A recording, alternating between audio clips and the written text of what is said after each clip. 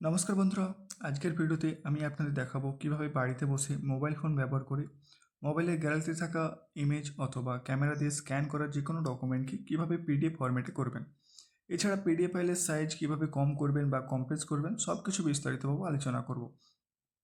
এর জন্য ব্যবহার করব ডক স্ক্যানার। এই অ্যাপ্লিকেশনের মাধ্যমে খুব সহজে পিডিএফ ফাইল তৈরি ও কম্প্রেস করা যায়। এই অ্যাপটি প্লে স্টোর থেকে ডাউনলোড করতে পারবেন। চলুন শুরু করা যাক। ডকস্ক্যানার এই অ্যাপ্লিকেশনটি ওপেন করলেই হোম স্ক্রিনে আপনি দেখতে পাবেন এই দুই ধরনের আপনার কাছে অপশান আছে, একটা ক্যামেরা আইকন আর একটা হচ্ছে প্লাস আইকন। ক্যামেরা আইকন থেকে আপনি লাইভ যে কোনো ডকুমেন্টসকে স্ক্যান করে আপনি পিডিএফ তৈরি করতে পারবেন এবং প্লাস আইকনে ক্লিক করে আপনি যে কোনো গ্যালারিতে থাকা যে কোনো ইমেজকে আপনি ডকুমেন্ট আকারে পিডিএফ তৈরি করতে পারবেন।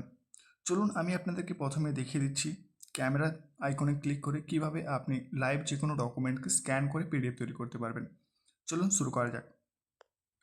প্রথমেই আপনি হোম স্ক্রিনে থাকা ক্যামেরা আইকনে ক্লিক করুন।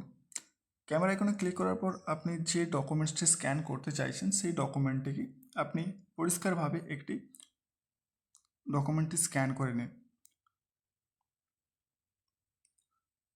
ডকুমেন্টটি স্ক্যান হয়ে যাওয়ার পর আপনার কাছে এই ধরনের একটা ক্রপ অপশান থাকবে, যেখান থেকে আপনি যে পোর্শনটা রাখতে চাইছেন বা যদি কোনো বাইরের কোনো ফটোগ্রাফ আসে তো সেই অপশানটি আপনি বা সেই পোর্শনটি আপনি বাদ দিতে পারবেন। সেই জন্য আপনি আপনার নিজের পছন্দ মতো জায়গাটি আপনি ক্রপ করে নিতে পারবেন। ক্রপ করার পর আপনি কন্টিনিউ অপশানে ক্লিক করুন।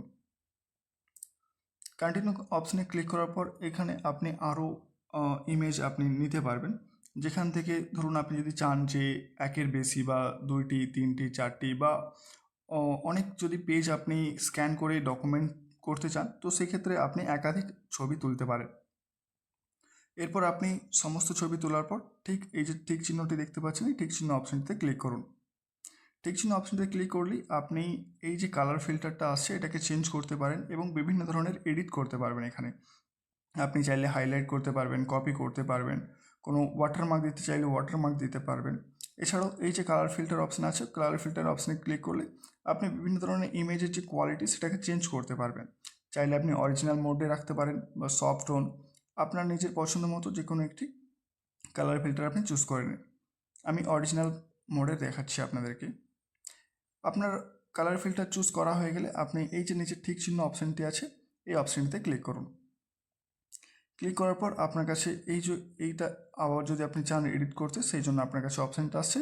আপনি যদি কোনো এডিট করতে চাইলে এডিট করতে পারেন, অথবা আপনি ঠিক চিহ্ন অপশানে ক্লিক করে আপনি এটাকে সেভ করতে পারেন। এর জন্য আপনি সেভ অপশানে ক্লিক করুন। সেভ অপশানে ক্লিক করে আপনি আপনার ডকুমেন্টসটি যে কোনো জায়গায় সেভ করে রাখতে পারেন। দেখুন, একটুখানি সময় নেওয়ার পর ডকুমেন্টটি পুরোপুরিভাবে সাকসেসফুলি সেভ হয়ে গেছে। সেভ হয়ে যাওয়ার পর আপনি ডান অপশানে ক্লিক করুন। আপনি আপনার ডকুমেন্টসটি আপনি দেখতে পাবেন। দেখুন, আপনার যে ডকুমেন্টসটি আপনার সেভ হয়ে গেছে। ডকুমেন্টসটি সেভ হয়ে যাওয়ার পর আপনি যদি চান অন্যভাবে, অর্থাৎ আপনার গ্যালারিতে কোনো ইমেজ আছে, ফটো অলরেডি সংরক্ষিত আছে, সেই ফটোটাকে আপনি যদি চান পিডিএফ করতে, তার জন্য আপনি প্লাস আইকনে ক্লিক করবেন। প্লাস আইকনে ক্লিক করার পর আপনার কাছে এই ধরনের একটা অপশান আসবে। আপনি যে কোনো গ্যালারি থেকে আপনি ইম্পোর্ট করতে পারেন। আপনাকে গ্যালারি থেকে কীভাবে করতে হয় সেটা আমি দেখিয়ে দিচ্ছি। এই জন্য প্রথমের উপরের অপশানটি ইম্পোর্ট ফ্রম গ্যালারি, এই অপশানে ক্লিক করুন। এই অপশানে ক্লিক করার পর আপনি আপনার পছন্দ মতো যে কোনো একটি ডকুমেন্টস চুজ করে নেবেন যেটি আপনি পিডিএফ করতে চাইছেন। ডকুমেন্ট চুজ করার পর ইম্পোর্ট অপশানে ক্লিক করবেন। এরপর আপনাকে আপনার যে যতটাই আপনি পিডিএফ করতে চাইছেন সেটি আপনি ক্রপ করে নিতে পারেন। ক্রপ করে নেওয়ার পর আপনি এই যেখানে অ্যারো মার্ক আছে এই অ্যারো মার্কে ক্লিক করুন। অ্যারো মার্কে ক্লিক করার পর আপনার কাছে আবার সেই আগের মতো অপশান আসবে, যেখান থেকে আপনি আপনার যে ডকুমেন্টটি চুজ করেছেন সেটিকে আপনি এডিট করতে পারবেন, কালার ফিল্টার চেঞ্জ করতে পারবেন। ওকে, কালার ফিল্টার চেঞ্জ করার পর এই যে রাইট মার্ক আছে রাইট মার্কে ক্লিক করুন। রাইট মার্কে ক্লিক করার পর আপনি আরেকবার রাইট মার্কে ক্লিক করুন। ক্লিক করা হলেই আপনার যে ডকুমেন্টটি পিডিএফ তৈরি হয়ে যাবে। এর জন্য আপনাকে সেভ করতে হবে। সেভ করার জন্য সেভ অপশানে ক্লিক করুন।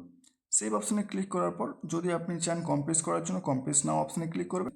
আপনি যে কোনো অপশানে ক্লিক সেভ করে রাখতে পারবেন। দেখুন, আপনি আপনার ডকুমেন্টসের যে লোকেশন সেটা চুজ করলে আপনার যে ডকুমেন্টস সেটি সাকসেসফুলি সেভ হয়ে যাবে। আশা করি এই যে ভিডিওটি আপনার কাজে লাগবে। ভিডিওটি ভালো লাগলে লাইক করুন, কমেন্ট করুন এবং চ্যানেলটি সাবস্ক্রাইব করুন। ধন্যবাদ।